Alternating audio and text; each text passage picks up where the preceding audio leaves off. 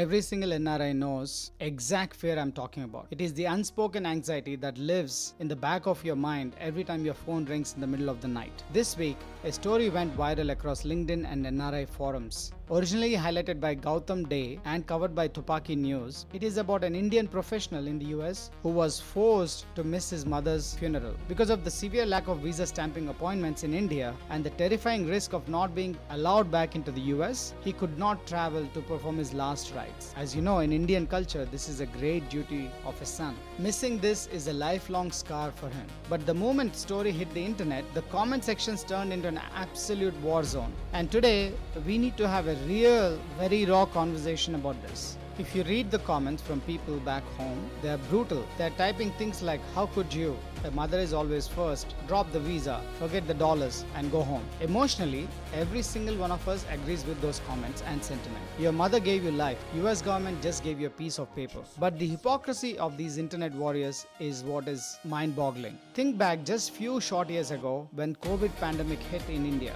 During those brutal lockdowns, thousands of families living inside India, even in the same city, could not travel either to the neighboring cities or to the hospital to perform their last rites. Did they all fail as sons and daughters? No, the situation forced them and they couldn't do anything. Yes, everyone said, "What can I do? The situation is out of my hands. I'm in lockdown." Understandable. If you look at Gautam Day's situation, his kids are born in US. They have been going to school and college in US. If he were to go back to India and if he is not able to come back to US, and if the kids and the family had to move back to India, that is not going to be an easy transition.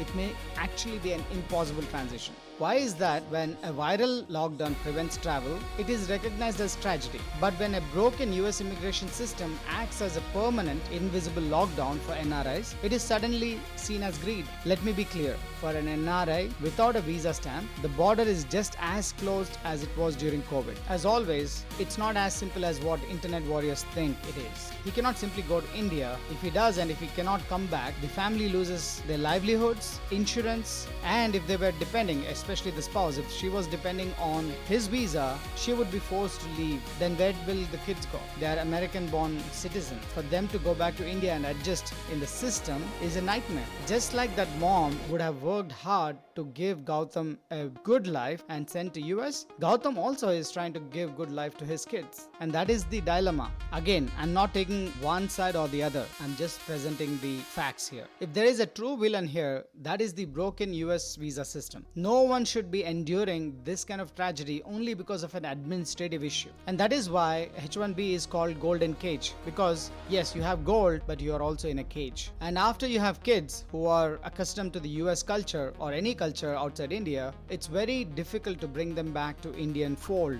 And that is the dilemma the parents that face every day. Honoring their parents and their rituals, or taking care of the future of the kids. And that or is not a small one. If the administrative issues are fixed, that or would never exist. If you are an NRI watching this, I want to ask you a very difficult question. Have you had the tough conversation with your parents back home about what might happen in a medical emergency? Have you told them about visa realities? We need to support each other, but also need to have a transparent conversation about what to do, how to handle, and what to manage when these kind of difficult situations arise. And if you are someone watching this from India, tell me how his situation is different from those who were not able to attend their parents' rituals because of COVID lockdown. Again, there is no right or wrong answer. It's just different perspective.